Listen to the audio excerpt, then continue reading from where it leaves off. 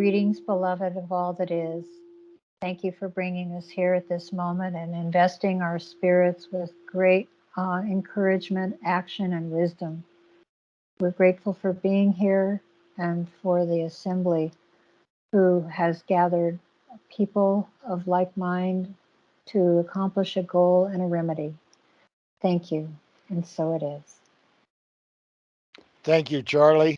My name's Ron Vroman. I'm the old white man talking head for the Oregon Statewide Jural Assembly.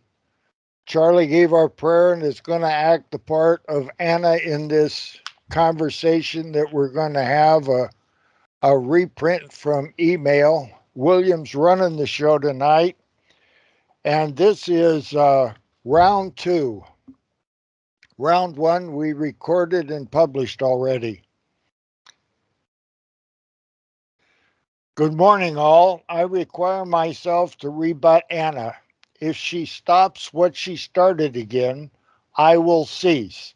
I rebutted all of her previous emails I've received and her video I found.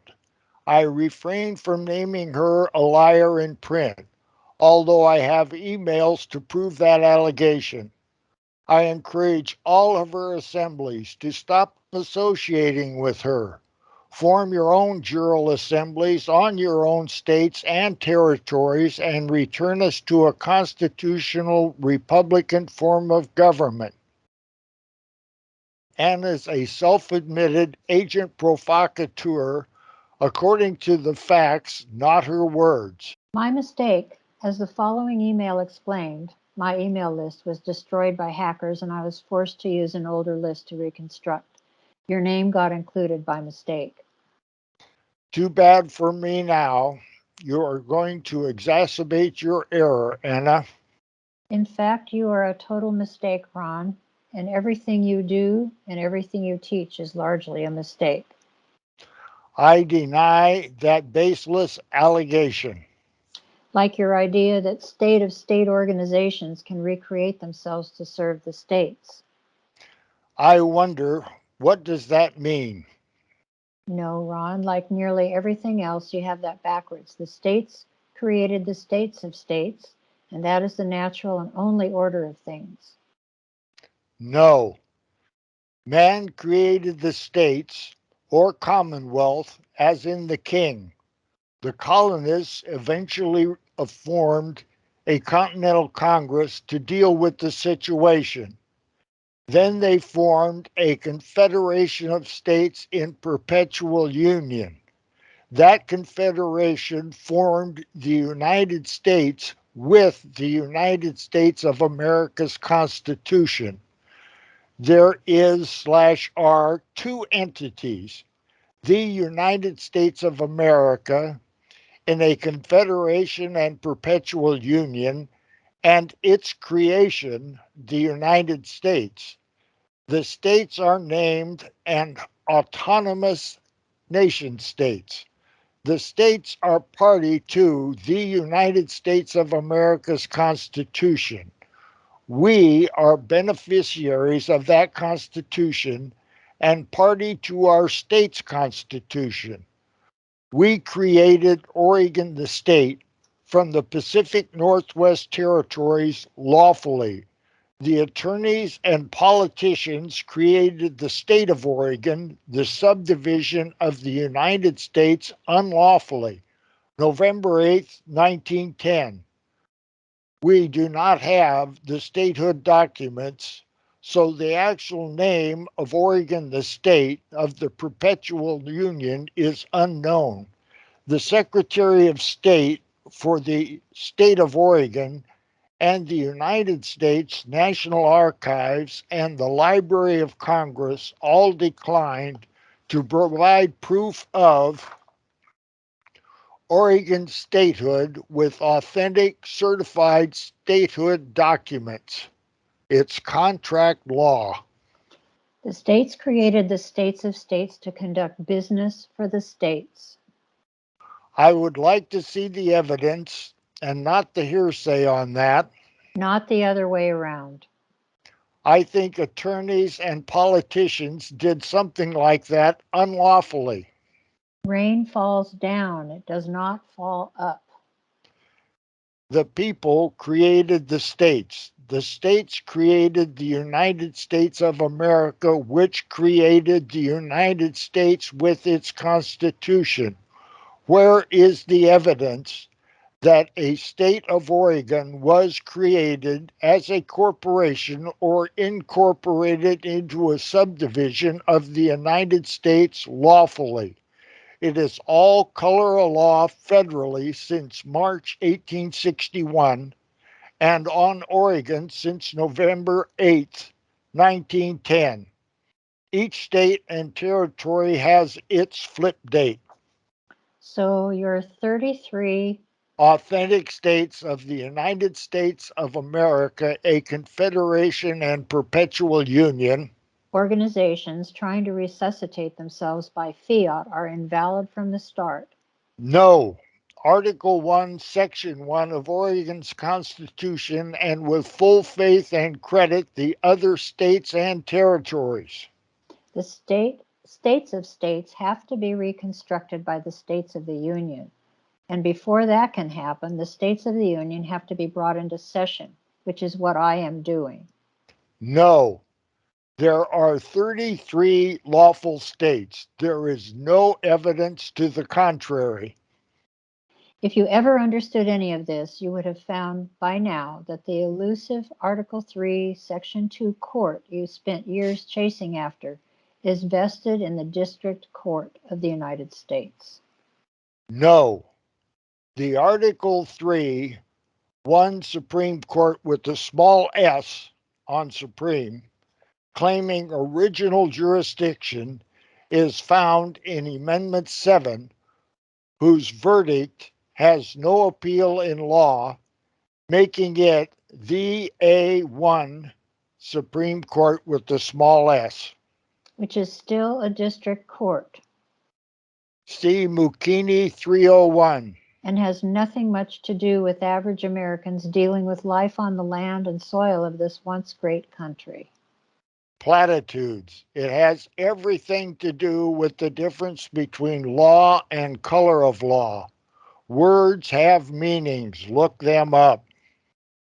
Blowing your horn louder does not make your argument any more true. Agreed. Or any more compelling. Agreed. It does, however, convince persons that do not comprehend they are sovereigns without subject or ruler to do what you say and what the incorporated governances say. It just attempts to drown out other voices by force and cover up all the holes in Your story. change that to Anna's story. You can trace our story through the documents. It is not me, Anna, it is we. I claim no pride of authorship. Just read it, as does everyone else.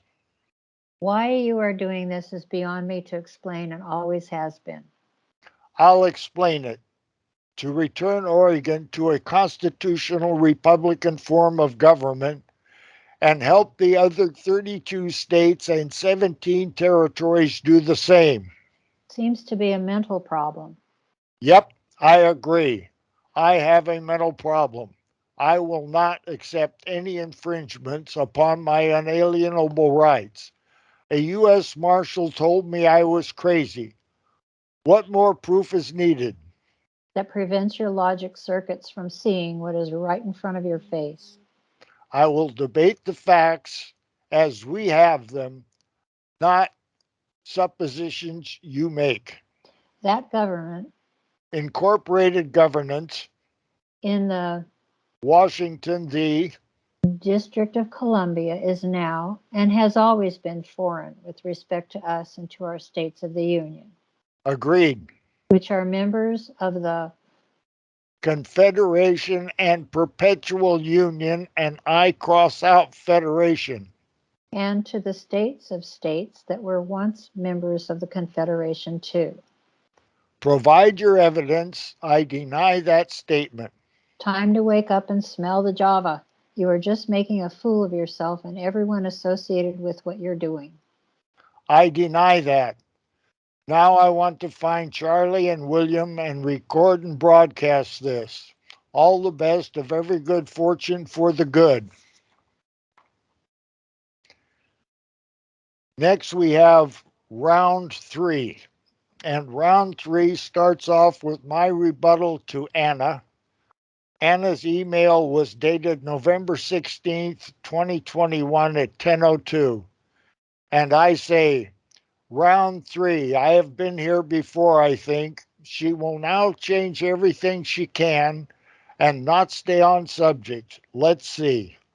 There isn't any round 2, Ron. You are just wrong as usual and trying to make something to be true that historically isn't. This is round 3. Just count them. All U.S. district courts are Not Article 3, foreign to Oregon, and part of the Washington District of Columbia Incorporated Governance. district government, period. All of them without exception, by definition. Not part of the original email. This is a follow up on Mukini 301.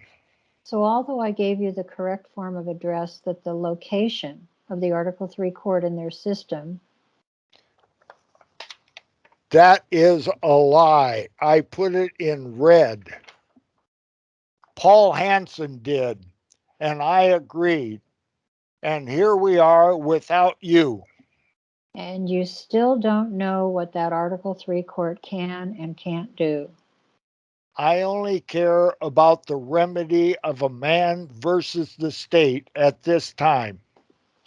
You don't know that it is their court, I deny that. not ours, and it isn't the court referenced in Amendment 7. Let me see here. Exclamation point. 4 United States courts, including SCOTUS and the USCIT, would not claim original jurisdiction in Article 3. We must do it ourselves. Amendment 10, Amendment 7, Amendment 1. They, at the US DOJ, FBI, US Marshal Services, State of Oregon, multiple offices, counties, and municipalities have all acquiesced to that several times. What proof of service do you have? I'll give you a hint, Ron. The Article 3 court is the Supreme Court in their system of things and can overrule their other Supreme Courts, capital No, S, capital C. no. It is the Supreme Court, small s, found in Amendment 7. They, in quotes, have denied their jurisdiction. It can't overrule the Federation's Supreme Court referenced in Amendment 7. There is no Supreme Court with a capital S and a capital C, nor Supreme Court with a small s and a small c referenced in Amendment 7. They state whose verdict has no appeal in law. Hence, it is supreme, small s, period. Supreme Court, small s, is Article 3. You could never distinguish between the Federation and the Federal Republic. I cannot find a federation. I find a confederation and perpetual union. Between the people and the persons. Those two words are a minefield, especially when you capitalize them. Define the people and the persons. How can you hope to find your way through the court maze? Slowly, one step at a time. We have our Oregon Statewide Jural Assembly Civilian Court of Record, grand jury pool from which we called and can call a grand jury and a trial jury. We convened an Article 3, Amendment 7 court and found the state of Oregon's governor, 2 senators, and 1 rep guilty of breaking their oath, being without honor, and unfit for a position of trust. 0 rebuttal. Or propose to lead others? I told you before, I do not lead. I'm the old white man talking head, a spear carrier out front. Charlie is our assembly's leader. The constitutions are about the district government and its limitations. The United States of America, that's with a capital T for thee. The United States of America's Constitution is about 13 originals that were ratified without any preamble and amended 13 times and was the same iteration from 1819 to March 1861 with the addition of states, and has been silent since, and color of law prevails. They don't talk about or shed light on our American government. There is no American government, and you know it. I learned a lot from you. That's because the constitutions are not about our American government. I explained it, and you do not rebut my claim. You make a new claim. It is wrong also. They are about the foreign federal subcontractors we hired to do specific enumerated tasks for us. You mix true with false as usual. I answered that before. Anyway, I advise everyone to stay away from Ron and his efforts. I advise everyone to avoid you and look at what we are doing at the Oregon Statewide Jural Assembly. They can and should form their own state's Jural Assembly and seek our constitutional Republican form of government. He means well, but he's too clueless and stubborn to have traction. Yes, I mean well. I am not clueless. I am stubborn. The United States Navy determined I was very smart. The VA recently tested me just before I did 20 days in county jail. They found I'm still really smart. Although when I find myself doing this, I wonder. This is round 4. I've gone several rounds with Anna several times before. This is round 4, and it's dated Tuesday the 16th.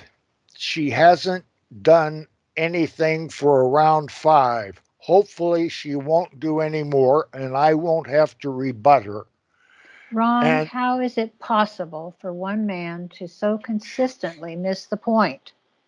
just fortunate, I guess. I'm saying there are no U.S. courts, district appeals, or Supreme with a capital S in original jurisdiction.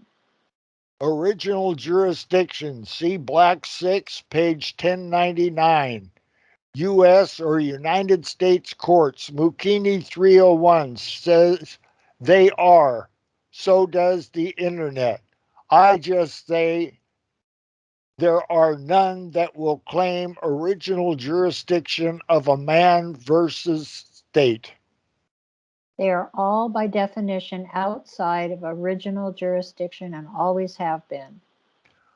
I don't know that, so I neither deny or agree. Original jurisdiction is occupied by the Federation of States.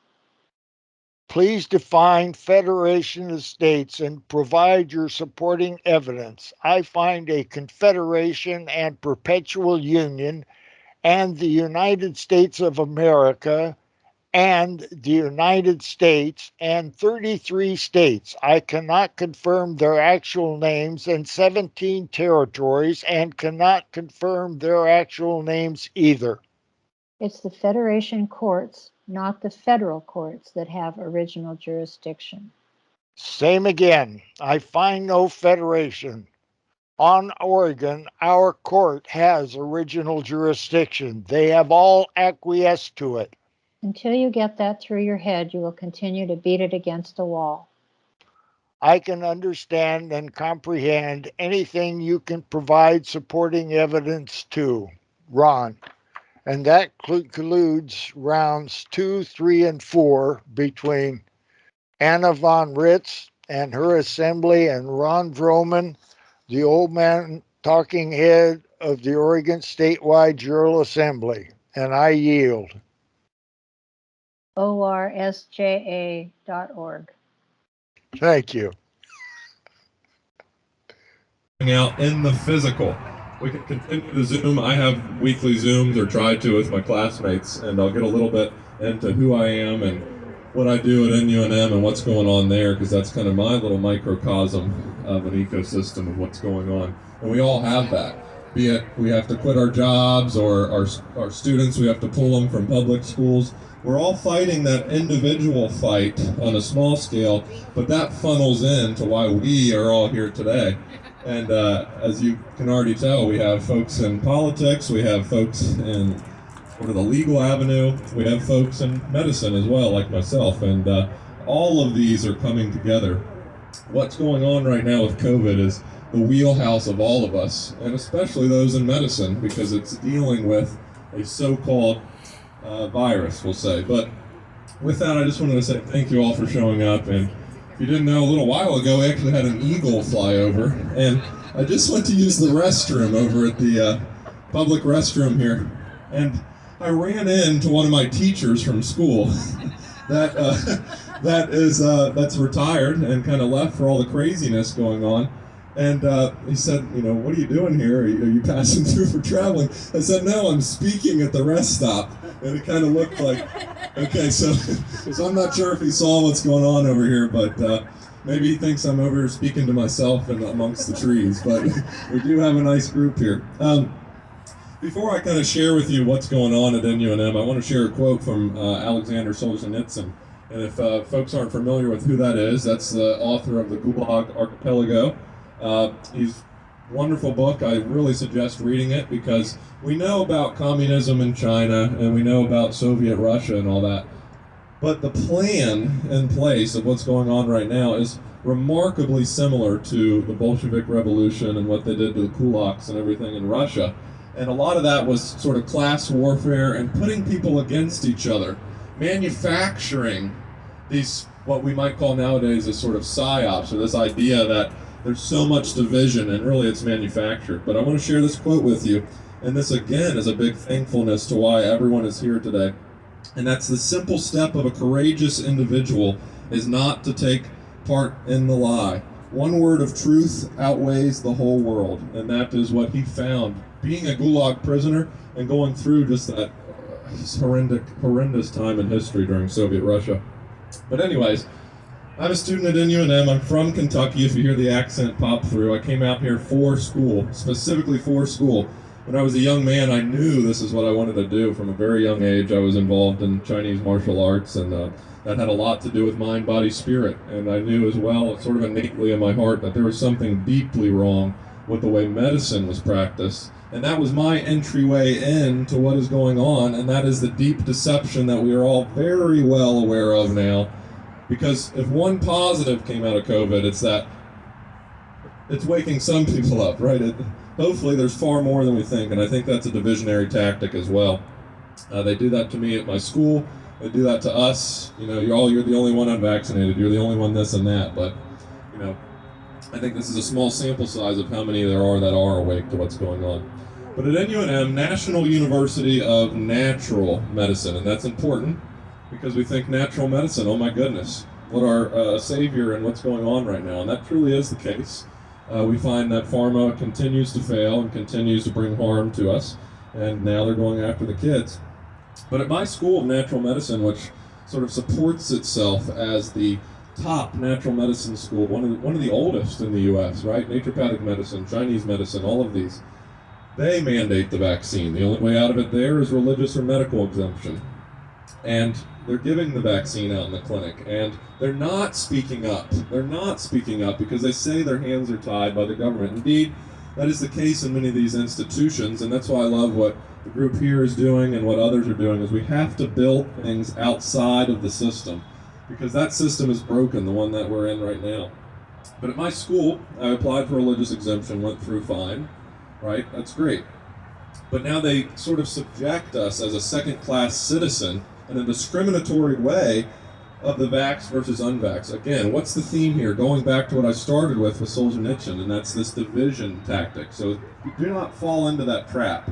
We're all here today from different walks of life, and that's just what's so amazing about these every time I come to events. But anyways, we have to have weekly testing. We know how, I'm not going to get into the nonsense of the testing. We know how much nonsense the PCR test is and all the rapid antigen. But, so I said, what can I do? Because I've been sort of burdened and chained by fear as well for speaking out in my school. You know, I would call myself a good student. I want to get in and help people. I want to get out. But I said, what can I start to do? Because this is so important to me, because this is the greatest deception perhaps we've ever seen. And so I said, well, they want me to test every week. I cannot say yes to that test, because you have to somewhere draw a line. And I know for many the vaccine's a line, but for me it's the principle on which this is based upon, and that is a deep lie, and I cannot continue to do that. So I said, well, let me just deny testing for this week. So I decided not to do the testing, because I will not put the nasal swab in my nose for other reasons. Some of you are aware of why that is as well, but just on principle. And so the next day I get an email, you're suspended for a week for not testing. Okay, I knew that could happen, but it wasn't a suspension, it was, you just can't come to school. Now that makes sense, right? Because they're trying to keep everyone quote unquote safe, because, well, you're unvaxxed, we don't know if you have COVID, and that's a whole nother story. There's so many rabbit holes here, right? But instead what they decided to do was make a point out of me. They decided, and classmates as well, and even teachers who decided not to test or couldn't test because of the very difficult parameters that were placed upon us. Again, discrimination. But what it was they emailed all my teachers and they said, if you have Tommy Hughes show up to a class, you must deny him access to the class. Not just in person, but Zoom classes as well. Now, does that make any sense with COVID? That's obviously a disciplinary act. And so what we find is, even within what we hoped to be the last place of hope, a natural medicine school, what we found is that they too are now in the grips of this darkness. And I'm going to call it for what it is. It is indeed this darkness. It is a entity or entities or force behind all of us that, I think most of us here today are aware of, or at least keen to. That this isn't just politics anymore. This is obviously not about health. But I wanted to share with you my personal sort of microcosm as it is at that school, and just how difficult it is for all of us, be in school or a position. We have lots of people like in New York just saying no, and that's how they're saying no, is they're stopping, they're quitting their jobs. But with that, with what I share with what's going on at my school, I want to somehow bring it back to what we can all do, because most would say my school's somewhat of a lost cause. I still have hope. I still have hope for the medicine. I think that's the way out of this. I think this is the way out of the legal, political, just disgusting hold that has been upon us that most of us are not even aware of until we start to study it. And I think the medicine is the way out as well. And that brings me into what can we do, even if you're not an NUNM student, and that is what a lot of what's going on here is an assault on the individual. And so what do you need to do? You need to strengthen your individuality. And that might be through aspects of health, that might be through prayer, that might be through what we had today that was just absolutely wonderful. And what you find is, and I know I'm preaching to the choir here, but what you find is groups like this, when we come out and get together, oftentimes we're labeled violent, or they try and wedge us into some far right or conspiracy or this or that. And that's their game, that's their tactic. But when you come out physically, like we are today, and you meet up with everyone, you realize how many beautiful souls there really are. And I try and share that message with my folks at school to, because school is difficult. In a medical program, that's a lot of hours, that's a lot of work. But how important it is right now that we come out and meet like this, and we strengthen together what the cause is here. And we don't let this just, it'll be okay. This will all blow over soon. Come December, we'll reach herd immunity or this or that or the other. But we know that they just keep moving the goalpost.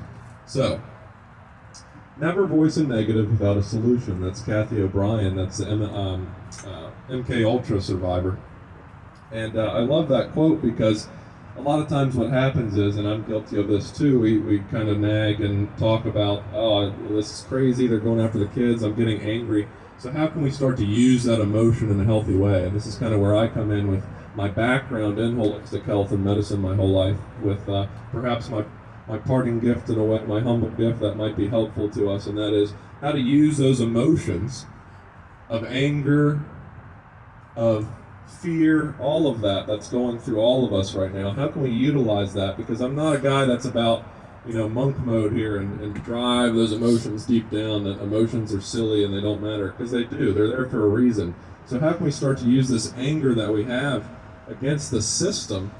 Well, we're doing that today. We're coming out and we're transmuting that anger where it comes from to push us farther along in our goal and our mission.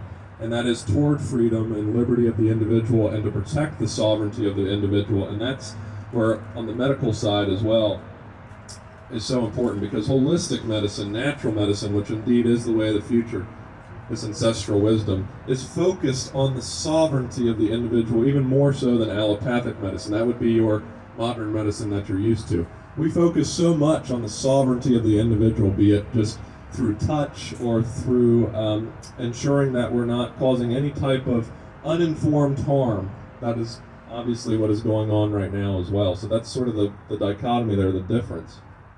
And so in closing here, I just want to hopefully in some form or fashion continue to inspire myself as well, getting up here and speaking, and inspire you as well to, even if it's just talking to family or friends in a very compassionate, neutral, heart-based way of what's going on. Obviously, you're not going to get through to everyone. There's a lot of programming and conditioning going on here.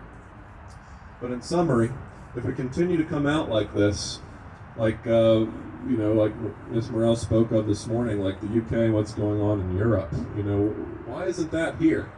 Well, there's many reasons for that, but if we can start to focus on the importance of coming out to functions like this, and even if you don't agree or your views are a little bit different, find where we can unify, and that is what we're doing today, and that is a unification around bringing to light the darkness that is going on in this world, and that's just truly wonderful, and it's just amazing that all of us can come together on this. So I thank you all so much for the time to listen. We'll keep fighting for those who aren't awake. Let's keep doing that, right? Instead of saying, hey, wake the hell up, we can say, you know what, I'm going to keep fighting for you until you do wake up. So thank you all so very much. Have a wonderful day. Thank you, Charlie. Thank you, Tommy. You're so well spoken. We appreciate you. They do not want to let go of this. They do not intend on losing here. And we do not intend giving it back to them. And then the bullets started flying, and then he jumps out of the car, and he's got both his hands up. And he got out of the car, and he had his hands in the air. He's like, just shoot me then. This is what you want, to shoot me. And they did. They shot him dead. With his hands in the air, and I saw it. I swear to God. He was just walking with his hands in the air. And they shot him. And they shot him dead, and then after he was down on the ground, they shot him 3 more times.